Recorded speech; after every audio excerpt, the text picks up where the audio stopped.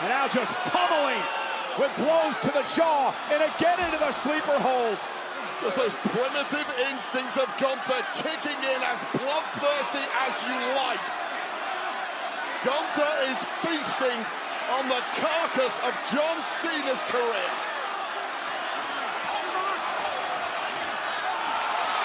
John Cena has tapped out. I'm actually mildly disappointed. I thought it would be so much louder.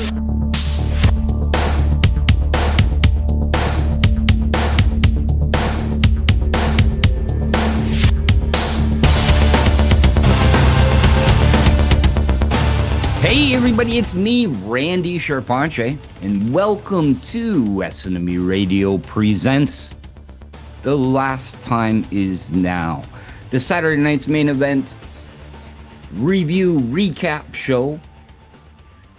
And as usual, I would not be here without my best friend, my buddy, my pal, my Bell Media former employee associate, my brain rot, jort wearing friend, Eric Blundone. Eric Blundone, say hi to the people. Hello, everybody. Randy C., you are a bad, bad man. And you know, what would we do if it all ended tomorrow? We would just have to go forward and we would have to live our life with ruthless aggression. Randy C., how you feeling, brother? I know that the wrestling world definitely, I don't want to say lost a legend, because that sounds awful, but the wrestling world saw the culmination of the Last Time Is Now tournament last night, and we're definitely all feeling it. No, 100%. 100%. Yes, last night. The last time was then, so we can't really say now, but it was then.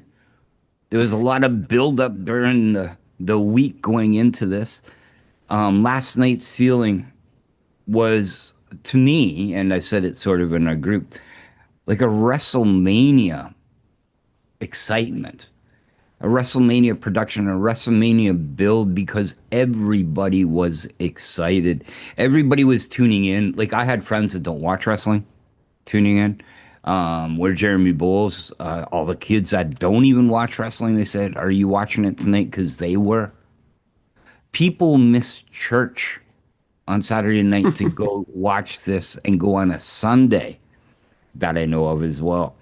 But yes, last night was a big night. You said it really well at the very beginning. 23 years. Started off with ruthless aggression with Kurt Angle. And we did see him tonight, by the way, Kurt Angle, or last night at Saturday night's main event. But started with ruthless aggression, and it ended with a smile, I shall say. So what did you think of the production, the build, the story, the excitement last night, Eric? What was your first thoughts as you started to watch this magnificent program?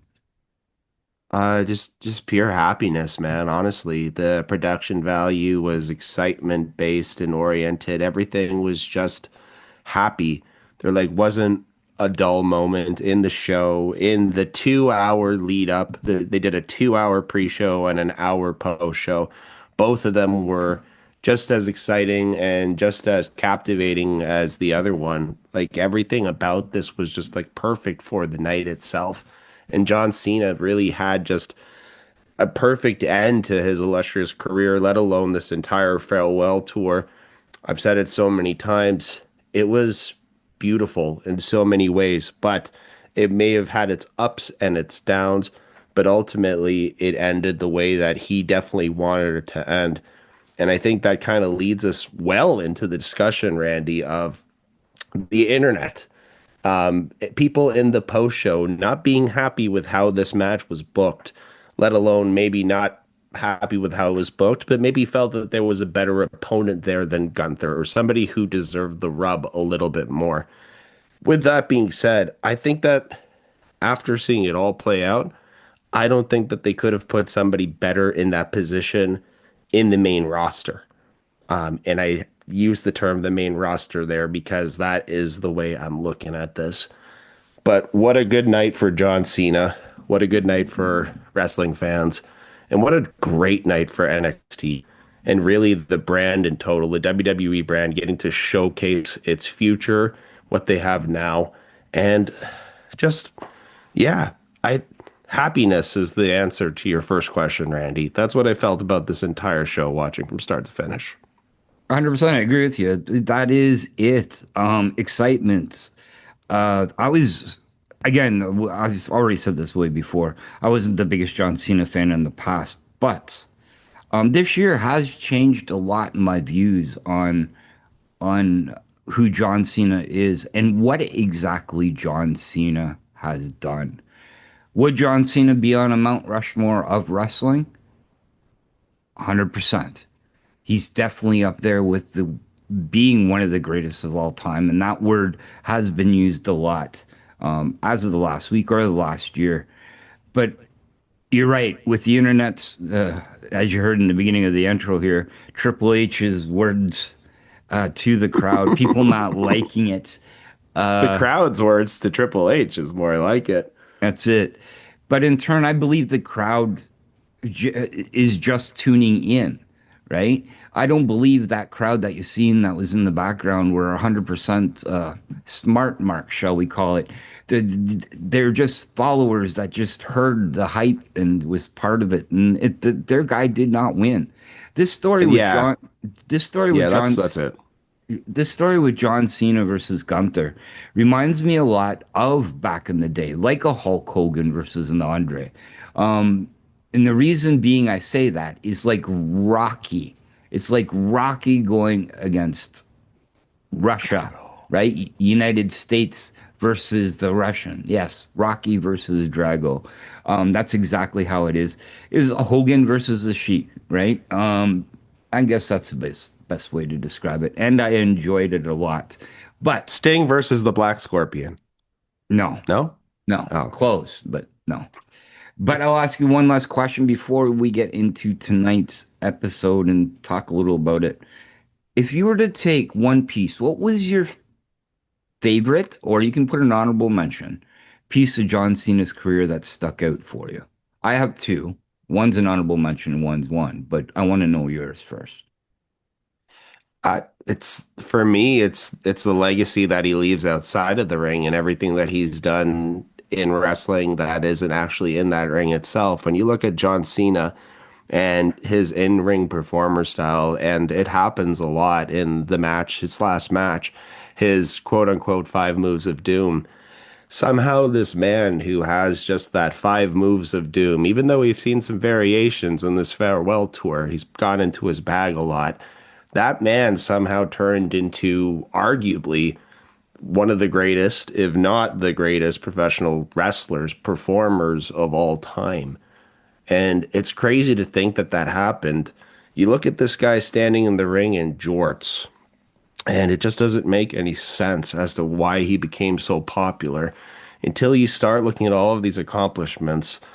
No one's ever going to be able to touch his Make-A-Wish Foundation contributions, and he's probably going to continue to do that. Like, he hasn't said that he's not going to do that anymore.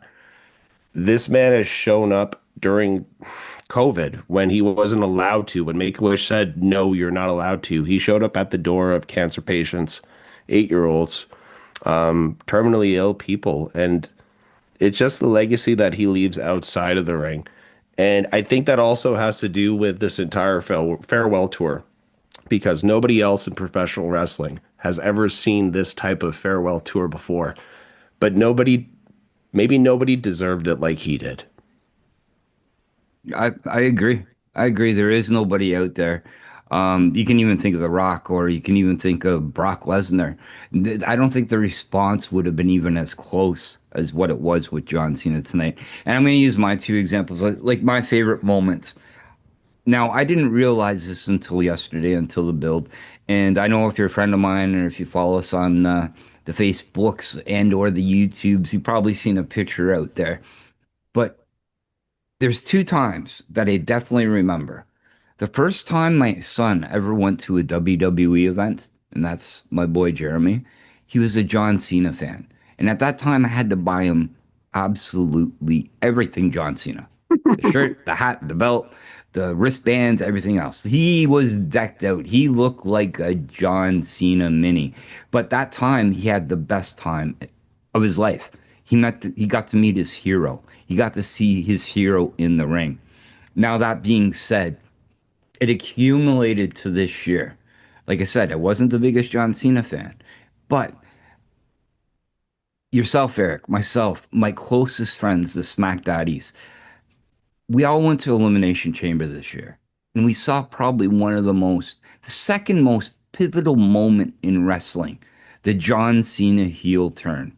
The only time I ever saw anything or felt energy in a crowd like that was when Hulk Hogan and The Rock stood face to face to each other and had their match at WrestleMania. So now, what made me so excited, or why am I so excited, and why what did John Cena give to me? John Cena gave to me a kid that I idolized and thought of him as a hero. Hustle, loyalty, and respect. Used it in his everyday life, waving his hand in front of his face, saying, "You can't see me," up until last night. So thank you, John Cena. Thank you for giving me those moments on that aspect. And thank you for turning heel with my close friends beside me, as one of them, as well as cheering for Logan Paul. The other ones are going meeting Trish Stratus and in the backstage, Tiffany Stratton backstage.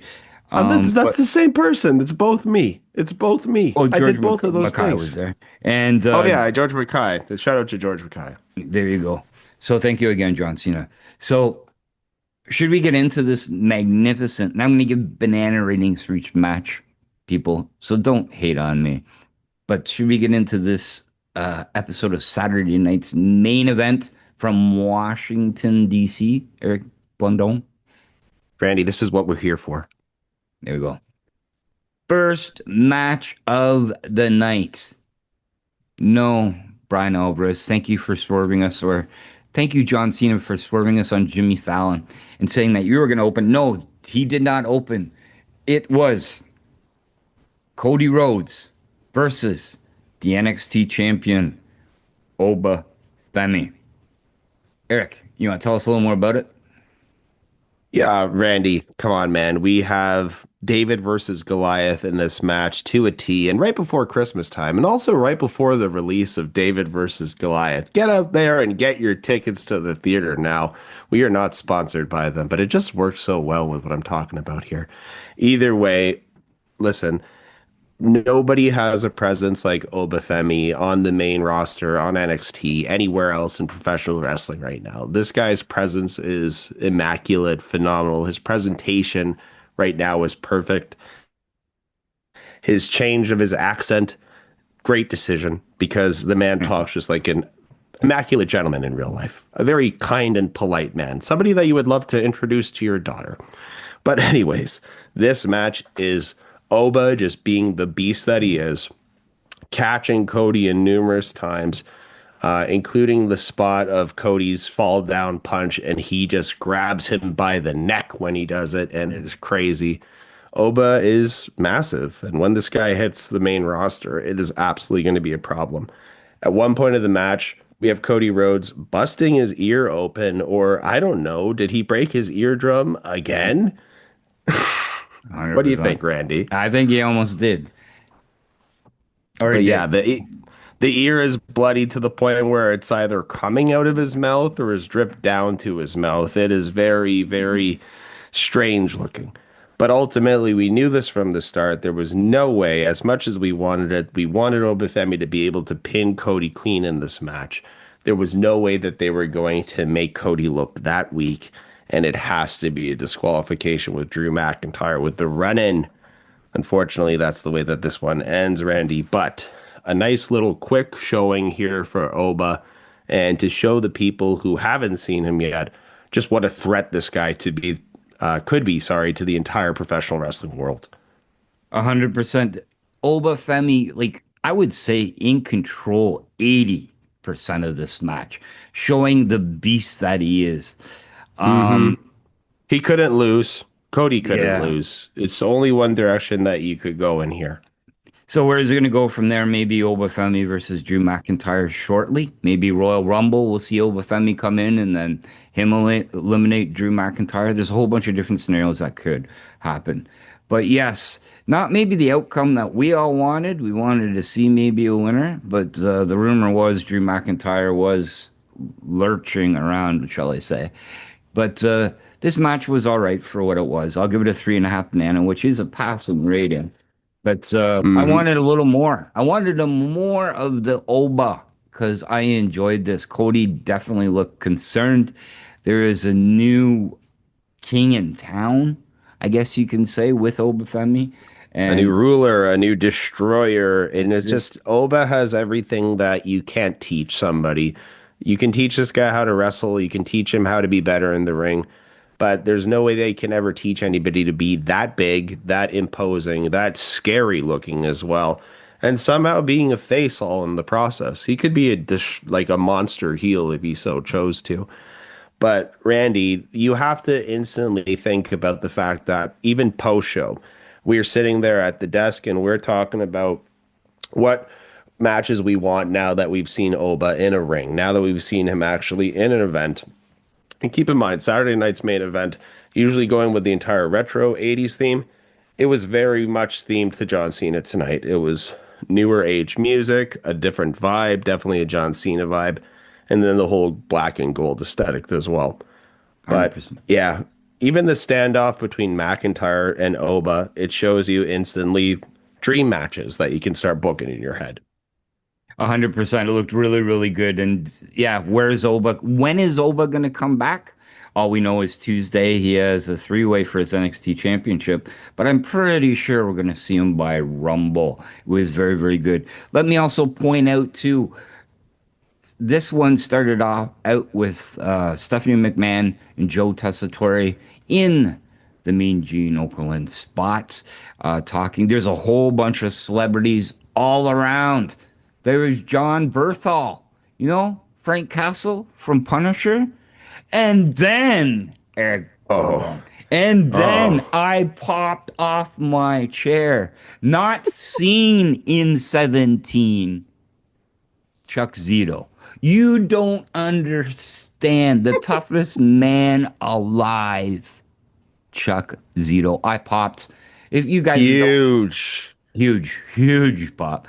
But yeah, if you don't know who Chuck Zito is, well, it's a shame. He is the toughest man alive. He was on Sons of Anarchy, as well as just look him up because he's beaten up everybody. He beat up Jean-Claude Van Damme with one punch.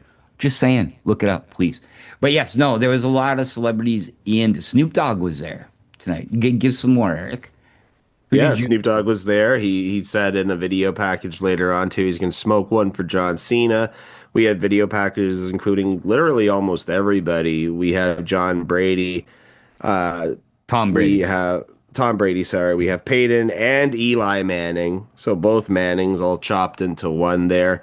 We have numerous wrestling stars there as well, including Rob Van Dam, with, for some reason, a massive right arm and a very small left arm. Somebody's got to look that up for me. Looking very Quagmire out there real fast. But we've got just literally anybody and everybody in the house tonight for John Cena's end of his career. I was a little surprised not to see Topanga, and I was a little surprised not to see Macaulay Culkin, but Tyrese Halliburton's there. We got shout outs from other players to Jalen Brunson. Pretty much anybody that WWE has an agreement with to make merch. They're Exactly. They're there. Vanessa Hutchins too. But yes, so yeah, sorry about that, folks. I didn't point that out at the beginning, but it brings us into the second match. But before we get into the second match, Eric Blondone, I think we should hear a word from our sponsor. Do you like pro wrestling and lucha libre? Tired of ordering from the US? Oh! Then you've come to the right place. We are Pure Fandom. We sell championship belts, lucha masks, international wrestling merchandise, and a lot more. So this holiday season, if you're shopping for your favorite mark, look no further. PureFandomShop.BigCartel.com. And celebrate the holidays Pure Fandom. Well, thank you, Pure Fandom. And don't forget as well, we got the handshaking team with my buddy here, Eric Blondone, right? You can follow them on the Facebook page, facebook.com/the handshaking team. The best in cheap heats, the best in Wheels of Misfortune. Go see him. You want that new John Cena, what is it now, Eric? What do you call it? They made before John Cena did his final match, they knew what gear he was wearing, and they made an Ultimate Edition figure to commemorate that. So I'm very excited to see what type of box they have for this one. It's going to be something special. 100%. So it brings us into match number 2 of the evening. It is Bayley representing WWE versus my Soul Snatcher, the Soul Snatcher of the world, Sol Ruca, representing NXT. Eric, please tell us about this match, because I know you were more excited for this match than I was. You come on, man. You have to look at this match with a broad perspective, and you have to look at it knowing that Sol really hasn't had too many showings on massive stages such as this. And there also is some video of her in the background behind the scenes before the match when she's getting ready. She's definitely a lot more nervous than usual, which is actually very strange because she always seems super confident. That being said, even with all those jitters, there's just nothing that she does in this match that isn't fun, entertaining, and exciting, even for the low-end wrestling fan, somebody who's just turning this on for the first time. If you're watching the stuff that Sol is doing, if you're watching her backflip and then land on her hands and do a handstand and then lock in the ankle scissors on Bayley while doing so, you're excited. If you're watching her do a cartwheel off of the top ropes into a DDT, almost seems like for no reason, but it's just so fun and exciting. If you're watching her suicide, I don't know, hand plant out of the ring, it's just fun and exciting, and that's what this entire match is. Randy thinks that the match is a little clunky. He's definitely going to add that in. But with that being said, the right decision was definitely made here, and Bayley gave the rub to Sol Ruca, with Sol getting the win, throwing out that Soul Snatcher as well in the process. Sol Ruca, Randy, is the Hawaiian highlight reel. There's nothing that she does that doesn't end up on the top 5 at the end of the night. And this was a fun match. You can call it an upset if you want to, but I saw this coming a mile away. Yes, you did, and you told us on the prediction show. Now, I will not say that Sol Ruca is bad. I think she's just a little nervous. But if you're going to make somebody, create a pro 2025 in WWE character, Sol Ruca would definitely be that character. Former gymnast.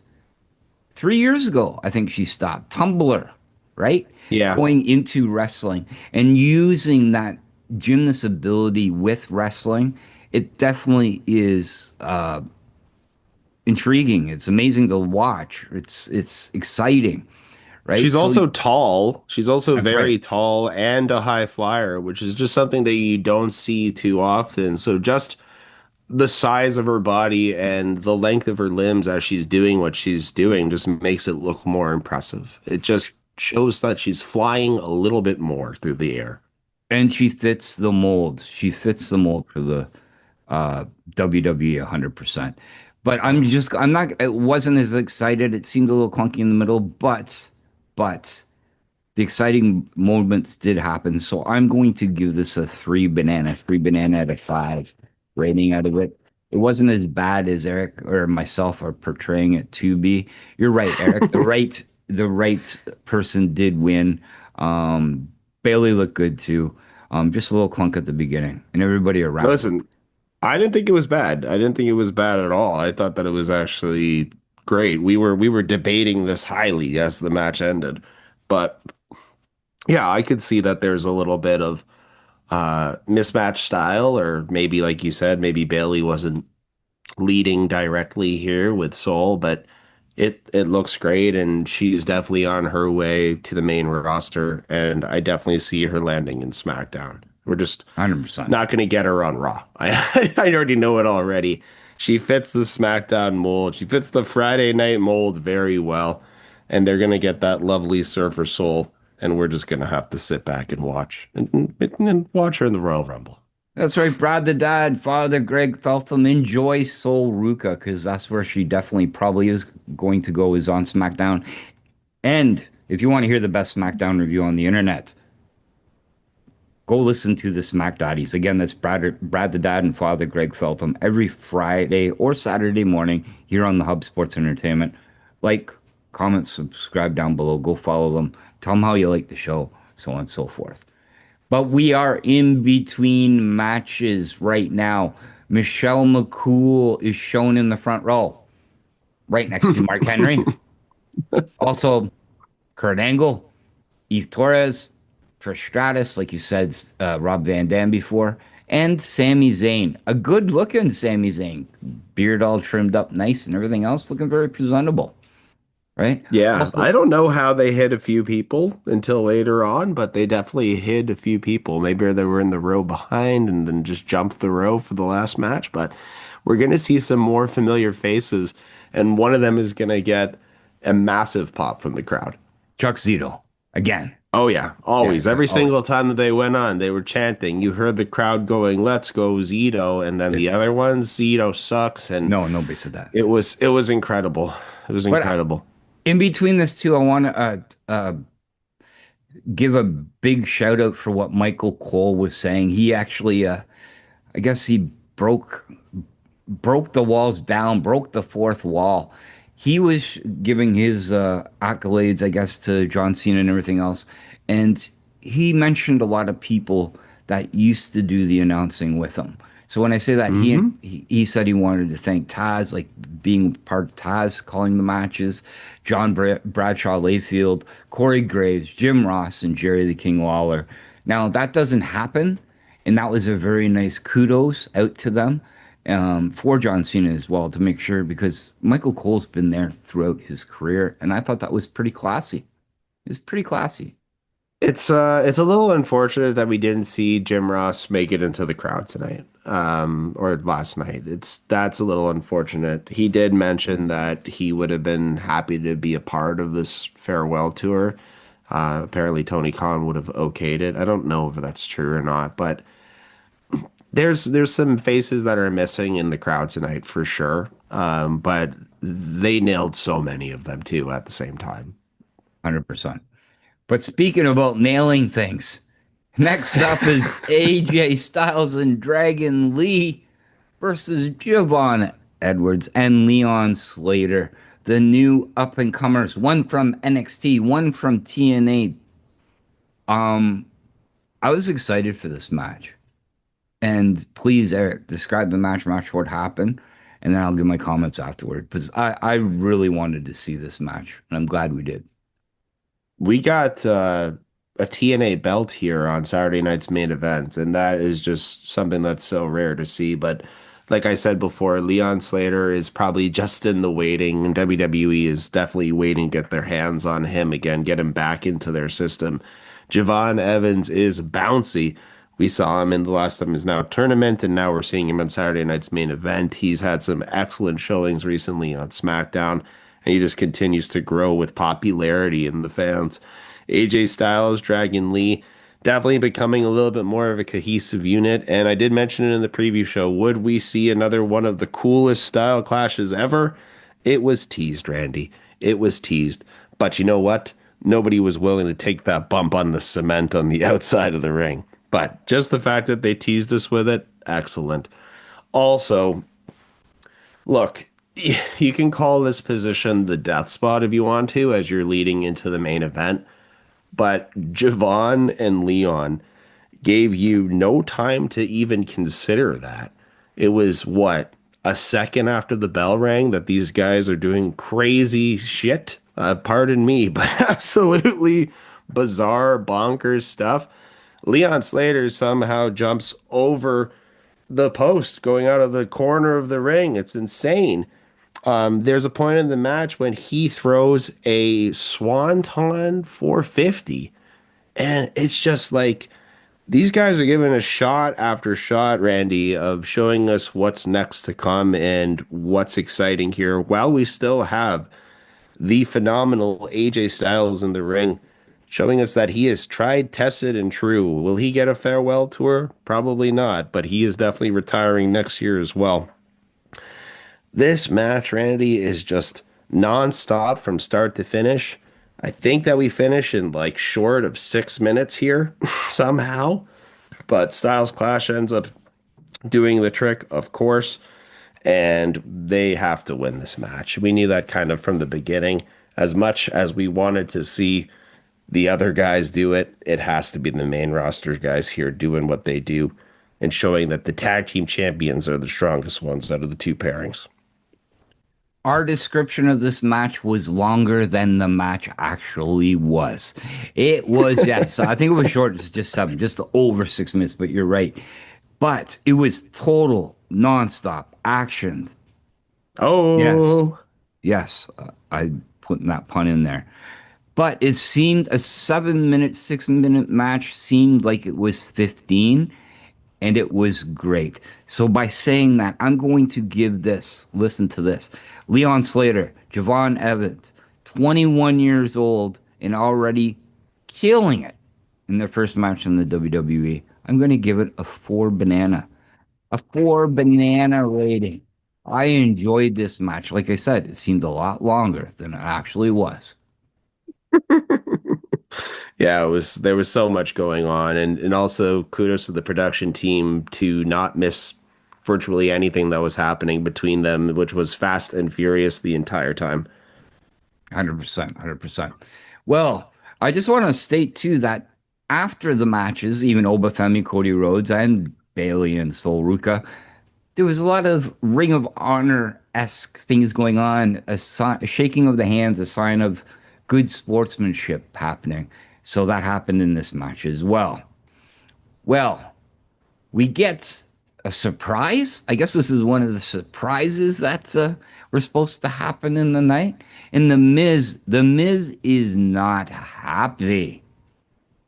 Now, I was really shocked seeing this. I don't know if you were shocked seeing this, but the Miz is not happy that he was not part of John Cena's final tour, or he didn't get to have at least one match with him, because he's one of the guys that's been with him at the beginning. Plus, he's the 2-time grand champion of WWE, where John Cena's only one. There's some good points. But yeah, please tell us more about The Miz coming to the ring with some surprise people. So yeah, this is us seeing the Miz here tonight during the show, and then if you watch the post show, you can still watch it now. It's on YouTube. You get to see Mike Mizanian talking about John Cena, and it's actually very touching.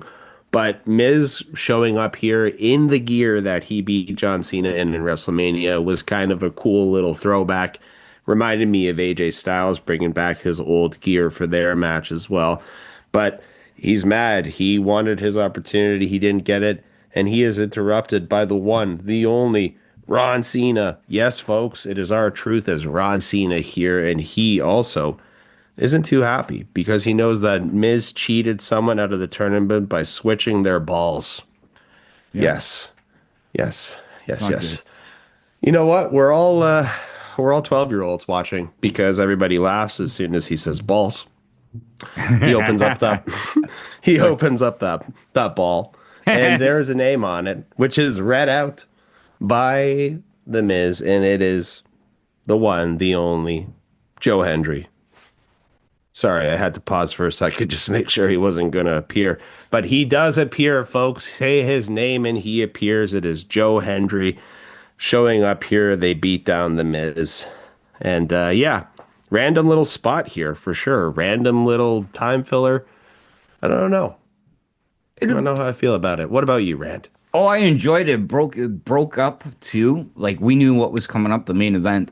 So it broke up, gave you a little comedy. Joe Hendry being there because he did want a match with John Cena as well. R-Truth being there, one of John Cena's best friends in real life and whatever's going on. And Mike Mizanian, we all know the history with him and John Cena too. So this was fun. It was needed. Good to see Joe Hendry there. the crowd again gets to see who Joe Hendry is. Another guy we'll probably see on the WWE roster, if it's SmackDown or if it's Raw, but I'm pretty sure it's going to be soon. And imagine R-Truth and Joe Hendry in the tag team division. Eric Bondon. No, I'm playing. Now, no, but Randy, for a while here, before the show, there was a rumor going around about maybe Gunther getting injured on the way and not being able to perform.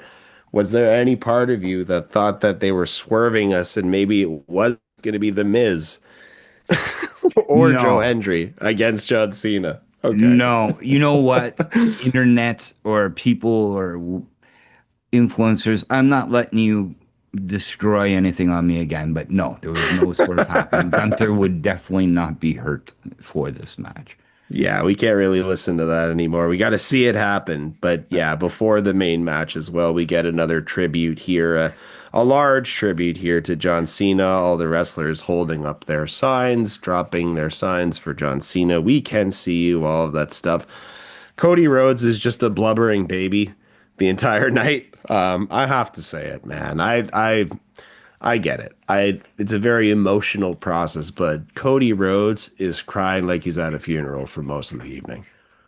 100%. Imagining his last day or whatever. It'll probably come up in a decade, wanting something like this. But yeah, he was a. It's good though, man. It's his friend, and that's listen, their life. I don't think anybody else. I get it, but I stand on business when I said what I said, and I don't think that anybody else is going to accomplish what John Cena accomplished in and out of the ring to deserve a farewell tour like this. It's Kobe Bryant-esque. It is Kobe Bryant-esque, and you haven't seen anybody else get that type of rub at the end of their career in basketball. Baseball, you see that with Derek Jeter. It's the same thing, Randy. 100%. I agree. And speaking of that, we are now to the main event of the night. And like you said, they gave a video intro with everybody in it. Everybody. When I say everybody, everybody is in it. Yeah. It is Gunther versus John Cena. The crowd goes wild. And I should tell everybody, this crowd all night was loud. They definitely were telling. They were angry. And angry. They were angry. They would listen. They did not like Gunther, and they made sure Gunther knew it, including a hilarious video of maybe a 9-year-old child just lacing into Gunther, saying to him things along the line of F, not the actual word.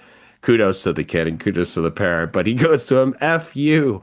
Nobody likes you. Nobody wants you here. And it's just so great. And Gunther and him are having a full-blown conversation. It's just wonderful. 9-year-old bullies. You got to stop them now. Gunther, please do it. You should have given him a nice little chop. But yes, it brings us to the match. Gunther versus John Cena. Gunther comes to the ring to the boos. Loud boos. But go ahead. Please tell us all about this match. I think for the first time in the night, we see the real reason why they made the video screens the way they did. As we go through a roster, which is in the form of almost cards, I guess you could say, going across the screen one by one of all the different John Cena championship looks. And it's a special entrance. John Cena, he's coming in for the last time, his last big entrance here in wrestling as a wrestler. And what does he do? He steals the camera from Stu. Randy's favorite thing, Stu, and he steals the camera from him. He gets a shot of Stu himself, tells him it's going to feel weird, and then makes his way to the ring, but is quickly remissed, has to get outside of the ring and say hi to, I think, like you said, Randy, everybody is there, including but not limited to Haku, Booker T, Kevin Owens, Trish Stratus, Sami Zayn, RVD, Mark Henry, Nick Khan is there as well. And then also we get a massive pop for Elias. Like a huge pop for Elias. Huge. I didn't understand the Haku relevance though. But yeah, Haku was like super happy to be there. But yeah, Elias. Trainer? I don't know. Maybe a training thing? Maybe I heard Heritage of Hard Knocks is in order, coming soon. Ooh, for John Cena, yes. But yeah, massive pop. Everybody's there to watch him. And John Cena wanted to thank everybody that came there with hugs, including Elias, which was really weird to see, but good in a way as well. Yeah, I mean they must have some touching friendship because there was definitely happiness from both people there. There's actually a few faces that we see ringside and on video that get John Cena to smile, and it's surprise. I don't want to say it's surprising because it all makes sense actually, but from the meta standpoint, most people see it and they're like, "Whoa, they did that!" But yeah, they did. They had to. It's John Cena. Anyways, Randy, let's get back into the match. This match is a tale of two matches tied into one. So let's start with the first part of the match here. This is our superhero John Cena going through his greatest hits as Gunther is doling out his greatest hits. Massive clotheslines, which seem to be a favorite move for Gunther tonight, as Gunther is working as much as a possible heel game as he can. But it doesn't mean that John Cena isn't getting his licks in. It doesn't mean that he's not getting his five knuckle shuffles, his attitude adjustments, his SDFUs. He's throwing in literally everything that he possibly can here, including but not limited to an avalanche, attitude adjustment, and an attitude adjustment through the table to Gunther. Kudos to Gunther. If anybody's ever said that this guy is not willing to take bumps, he took all of the bumps tonight. There wasn't a bump that he couldn't take tonight, right, Randy? Like, what? 100%. 100%. What more did this guy not take besides a steel chair to the head? But he's just a throwback. There's numerous times that we're throwing in here. Even Michael Cole is saying he just looks like he's somebody from the 60s and 70s. And he does. Seeing everybody hate him, it just means that everything is working so perfectly here with everything that they're trying to do. This guy is a detestable heel, and that's what it's supposed to be. The fight feel definitely is Rocky versus Ivan Drago, and you want Rocky to win, and you want that to be the ending. But does it make sense for that to be the ending? Who knows? We're going to get there. We're going to get there, folks. There is a point of the match where Gunther is just destroying John Cena with clotheslines. I think he throws 5 or 6 in a row every single time, saying to the ref, check him, ask him. And I love it, Randy. I love that spot of the match. For me, it's just one of those things. It just shows Gunther. There's numerous points of this match where he just looks like a shark going after wounded prey. And knowing that John Cena is close to the end, Super Cena, as the crowd so wants and chants for and gets during this match. Cena gets one more chance because ultimately the fans are going to chant, don't give up. It's not even never give up anymore. It's just don't give up. The sleeper gets locked on. And once the sleeper gets locked on, we're talking about 8 minutes of a ballet between these two gentlemen of the sleeper getting locked on, John Cena getting out of it. The sleeper getting locked on, John Cena getting out of it. The sleeper getting locked on again. Cena looking like it's all over. Getting back up. Hitting one more quick attitude adjustment just to have Gunther grab onto that sleeper again. And in perfect poetic fashion, John Cena, the camera is completely zoomed in on his face. John Cena lets out a smile and he taps. And we watch the pro wrestling soul of John Cena leave his body at that very moment, as he knows it's over and he's free, really. And he knows that he's accomplished everything that he had to accomplish, especially in this match. 100%. This was a classic 1950s, 60s, 70s, even 80s heel versus face, good guy versus bad guy match. The back and forth, the clotheslines, like you said. I won't call it the hulking it up. I'll call it the Cena-ing it up. Giving the okay sign when he was getting the sleeper, the John Cena finger. You know what I mean? The okay symbol. To smile and fall asleep, which I did find weird. That was a very weird ending, but I get it. I get it. It is done. He smiled, dreaming of what tomorrow is going to bring him. He knew he couldn't beat him. He did give up this one time. And it gave Gunther a higher level. He just beat the GOAT, right? We'll see what happens next with Gunther. But I will point out one thing before I give the banana rating. Gunther did not give any chops. And I think there was for a reason. But but this banana rating is going to hit the roof. It's going to be the highest banana rating of the year. I'm giving it 5.25 bananas just because I enjoyed it so much. It's John Cena. It's well deserved. The smile won me over. And it was great. It was everything that his career was. And it elevates Gunther to a whole new level. He is the next man that the torch is passed to. And people don't like it. Well, guess what? You're going to have to live with it. So, well, I was having this discussion with so many people, and people were saying they would have rather seen, say, Cody in that position. And I jokingly had to respond, Cody, that young whippersnapper, he doesn't get too many opportunities like that. So he definitely requires that rub. Like, I don't know who else you would want in that main roster position to do so. LA Knight. I just don't think LA Knight would deserve it the same way. But this is what people were cheering for later on, just because they were unhappy with the way that it ended. And they wanted Cena to win. They wanted to see their hero win. And to your point, there's probably a lot of people who were there tonight who have been away for 10 years, but they still want to see John Cena's last match because he was so important to them in their childhood. Maybe they saw him as a father figure. Maybe he saved their life. That is a common trend that you hear people saying when they are talking about John Cena's career. They're not talking about the WrestleMania victories. They talk about, John Cena, you saved my life. And that is just not something that you hear in association to many wrestlers. That's right. And Gunther is the perfect example of what wrestling is. A wrestler that just shows himself by the way he works and dances in the ring. Again, I believe it is the perfect person to pass the torch to. But people, like you said, didn't want it. There was a lot of bullshit chants that I heard going out and a whole bunch of different other things. But yeah, let's talk about that. Let's yes. talk post-match, okay? Because post-match, we have John Cena lying on the ground and Gunther is just soaking in the booing.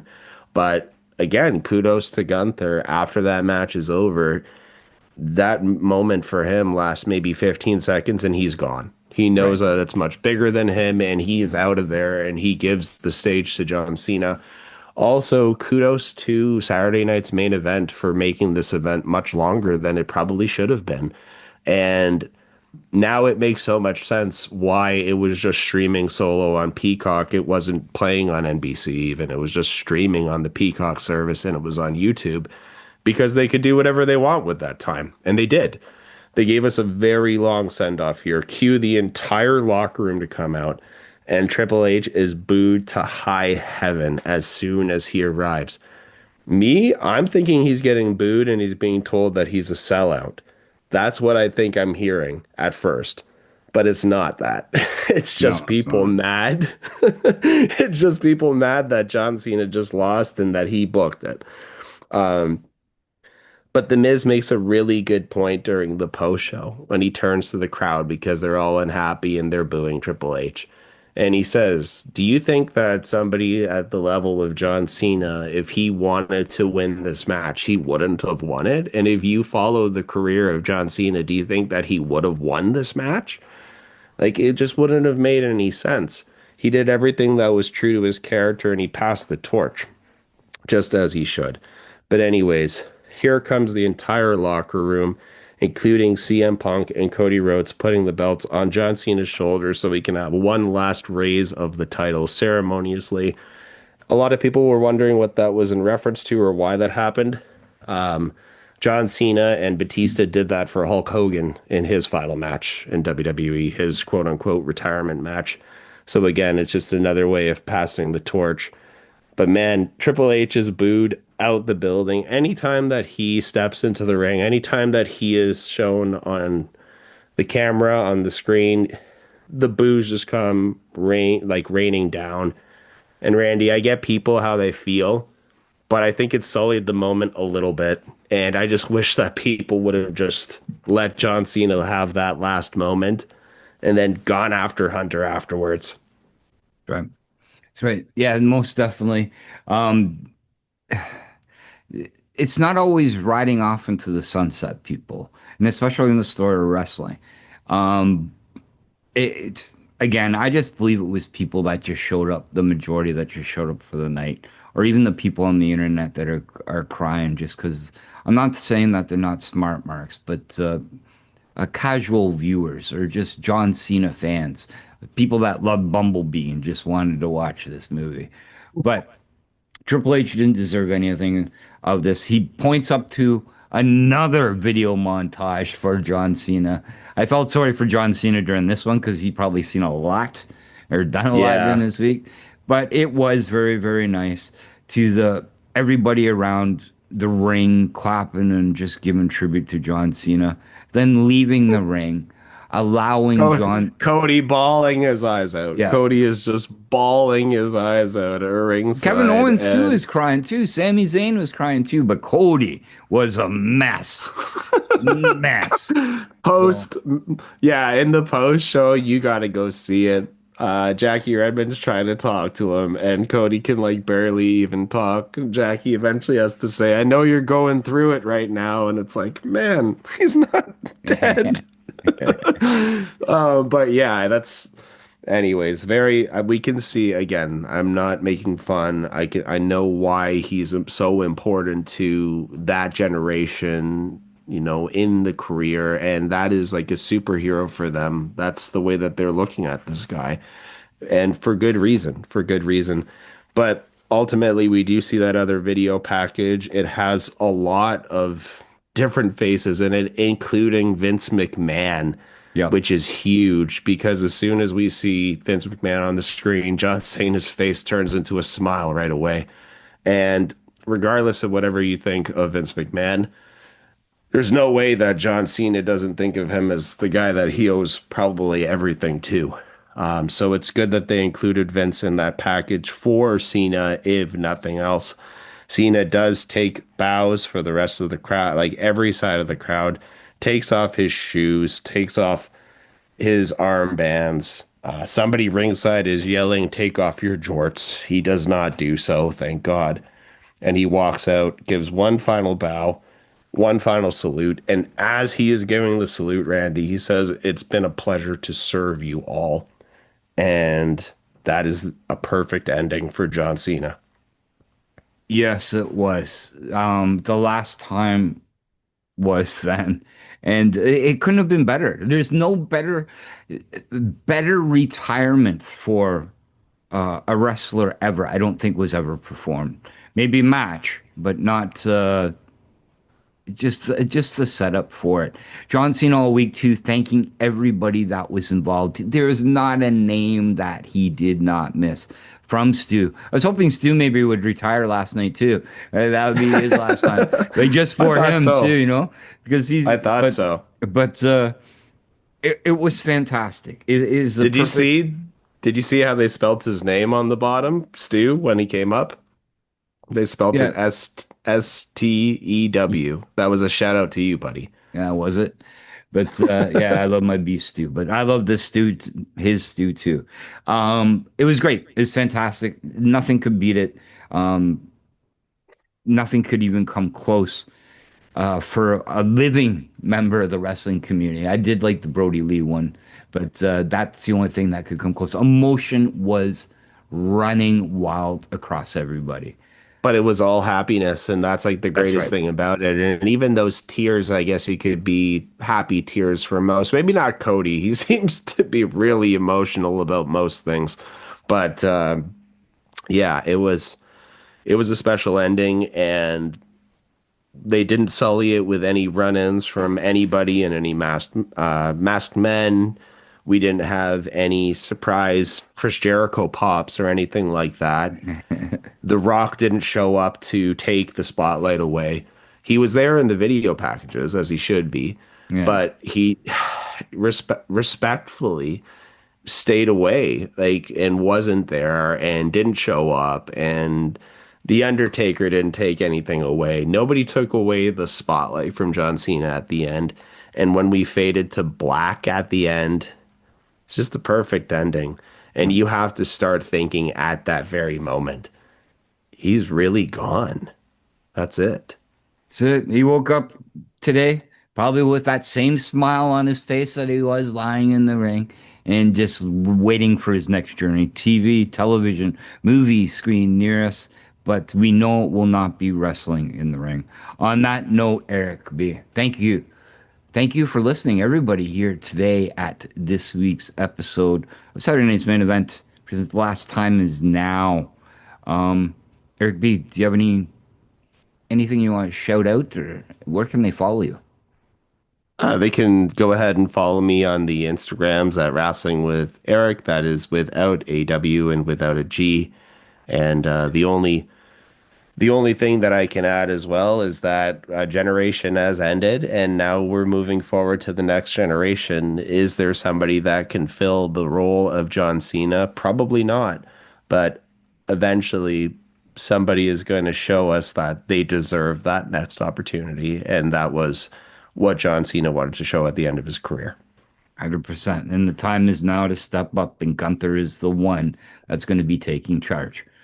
So if you like what you hear, please like, comment, subscribe down below. You can follow us on the YouTubes at Draw Straws Raw, or you can follow us on the Hub Sports Entertainment, available on any podcasting platform. We have a website, thedrawradio.com. Yeah, it has radio in it. It's because we're going to be on the radio soon. Eric Blondone and myself will be on TSN 690 in early January. A day to follow. So we'll just pay attention here and you'll find out. Also, go follow our friends, the Smack Daddies, Brad the Dad and Father Greg. They can be found at the SmackDaddies.ca. And I guess we should just end it off on this. You got any words to say? I want to hear it really nice, and maybe with a little sniffle in it. Eric B., do you have anything to say? Really nice and with a little sniffle. Do I have anything nice to say? Live, laugh, and love wrestling? You could say that. You could say that, yes. But thank you, John Cena. Yes, live, laugh, and John Cena, thank you for everything. And always love wrestling.